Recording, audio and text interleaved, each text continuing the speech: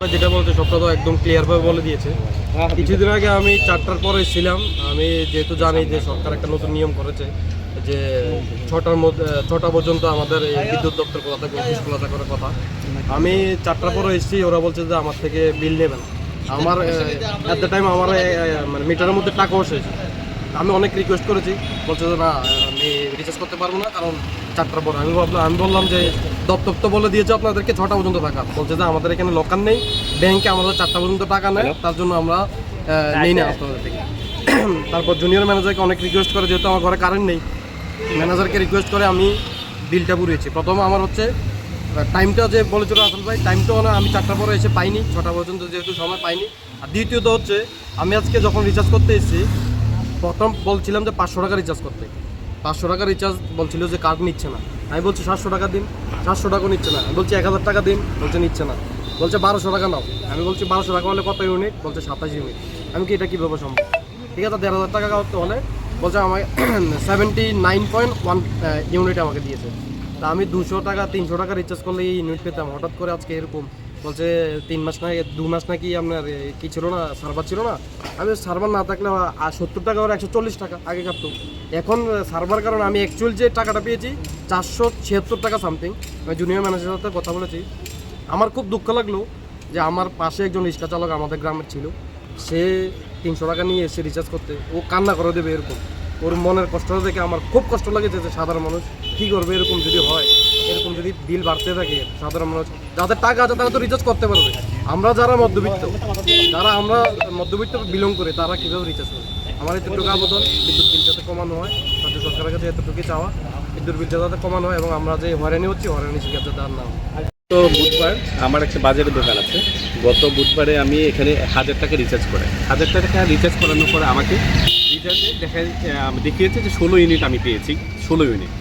তো 16 ইউনিট আমার স্টাফকে দিয়ে আমি পাঠিয়েছিলাম প্রথমে, তারপর আমাকে স্টাফ দিয়ে বললো যে আমরা 16 ইউনিট পেয়েছি। কেন 1000 টাকা রিচার্জে আমি 16 ইউনিট কেন পাবো? সেটার জন্য আমি দোকান থেকে সেরে আমি এই অফিসে এসে যারা কর্তৃপক্ষ ছিল, অফিসার যারা ছিল, ওনাদেরকে জিজ্ঞেস করি যে এখানে 1000 টাকা রিচার্জে আমি 16 ইউনিট কেন পাবো। তখন ওনারা আমাকে যে কস্টগুলো দেখিয়েছে, প্রথমে দেখিয়েছে যে আমার একটা কমার্শিয়াল পেজ, যার জন্য আমাকে মানে 565 টাকা হচ্ছে ফিক্স আমার মিটার চার্জ দিতে হবে। তারপর দেখিয়েছে মিটার প্রতি পার মান্থ 10 টাকা করে আমাকে চার্জ দিতে হচ্ছে। তারপরে ফুয়েল চার্জ, অর্থাৎ আপনি যেখান থেকে বিদ্যুৎটা উৎপন্ন করছেন সেখানে চার্জ হিসাবে আমাকে পার ইউনিট 1 টাকা 10 পয়সা করে আমাকে গ্রাহক অ্যাজ এ গ্রাহক হিসেবে ত্রিপুরার প্রত্যেকটা গ্রাহককে দিতে হচ্ছে। তারপরে আরেকটা জিনিস হচ্ছে ইডি চার্জ, অর্থাৎ আপনি 400 টাকা পর্যন্ত রিচার্জের পরে 400 টাকা পর্যন্ত ফ্রি আছে। 400 টাকার উপরে যদি আপনি 1000 করুন, 2000 করুন, 5000 করুন বা 10,000 করুন, তার উপরে 400 টাকা ছেড়ে আপনি 5% এটার উপর ট্যাক্স দিতে হবে। আমার এখানে 2-3টে প্রশ্ন আছে। এক, এখানে আগে ফিক্সড চার্জ ছিল, মানে সর্বোচ্চ ছিল 135 টাকা অবধি ফিক্সড চার্জ। এখন এটাকে বাড়িয়ে পার কেবি ওয়াট, অর্থাৎ পার কেবি ওয়াট করা হয়েছে কমার্শিয়ালদের জন্য 195 টাকা এবং ডোমেস্টিক যে মিটারগুলো রয়েছে সেগুলোর জন্য 70 টাকা। এই বাড়তিটা জনসাধারণ অর্থাৎ ত্রিপুরা রাজ্যে প্রত্যেকটা গ্রাহকের উপরে এটা একটা বোঝা হয়ে গেছে। এক, দ্বিতীয়ত যে ফিক্সড মিটার হিসেবে প্রত্যেক মাসে গ্রাহকদের কাছ থেকে 10 টাকা করে নিচ্ছে, প্রত্যেক গ্রাহকের কাছ থেকে প্রত্যেকটা মিটারের থেকে। থার্ড, এবং এটা আমার কাছে খুবই বেদনাদায়ক মনে হয়েছে, ফুয়েল চার্জ 1 টাকা 10 পয়সা পার ইউনিট। এখন ব্যাপার হচ্ছে আমি বিদ্যুৎ উৎপন্ন করছি, আমি এটা গ্রাহকের কাছে বিক্রি করছি 8 টাকা। যেমন আমার কমার্শিয়াল পেজের ক্ষেত্রে 8 টাকা 35 পয়সা পার ইউনিট আমি আমার কাছে উনি বিক্রি করছে 8 টাকা 35 পয়সা। দেখেন 8 টাকা 35 পয়সা যদি পার ইউনিট বিক্রি করে থাকে, তাহলে উনি কত টাকা দিয়ে কীভাবে উৎপন্ন করলো, কত টাকা ব্যয় হলো, সেটা তো আমার দেখার বিষয় না। এখানে আমার কাছ থেকে পার ইউনিট 1 টাকা 10 পয়সা কেন নেবে, সেটা একমাত্র আমি ভুক্তভোগী না, ত্রিপুরা রাজ্যের প্রত্যেকটা গ্রাহকের কাছ থেকে ফুয়েল চার্জ বাবদ 1 টাকা 10 পয়সা করে কেন নেওয়া হচ্ছে, সেটা রাজ্য সরকার এবং রাজ্যের মাননীয় দপ্তরের মন্ত্রী এবং মুখ্যমন্ত্রীর কাছে একজন সাধারণ গ্রাহক হিসেবে আমি সেটা জানতে চাই।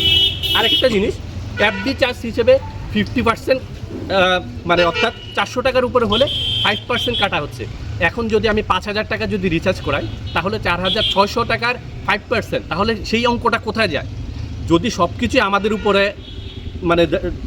উপর ছেড়ে দেওয়া হয়, তাহলে যে ইউনিট পারপাস 8 টাকা 35 পয়সা যেই টাকাটা মানে গ্রাহকদের কাছ থেকে আসছে, সেই টাকাটা অঙ্কটা কোথায় যাচ্ছে, সেই টাকাটা কোন খাতে খরচ করা হচ্ছে, সেটা আমার একটা মানে বৃহৎ একটা প্রশ্ন রয়ে গেল। আপনি এখানে আসুন, প্রত্যেকটা দিন এমন কোনো দিন নেই যে সোনামুড়া সাব ডিভিশনের যে এখানে ইলেকট্রিক অফিস বিল দেওয়ার যে জমা নেওয়ার কাউন্টার রয়েছে, প্রত্যেকটা গ্রাহক এই হয়রানির শিকার হচ্ছে। তাই আমি ত্রিপুরার সমস্ত গ্রাহককে অনুরোধ করছি, অন্তত এই ইলেকট্রিক বিলের প্রতি আপনারা সোচ্চার হন, আপনাদের ন্যায্য অধিকার পাওয়ার ক্ষেত্রে আপনারা এটা আওয়াজ তুলুন। কয়েকদিন আগে আপনাদের এটা সচল ছিল কিনা, না হঠাৎ এই সমস্যাটা?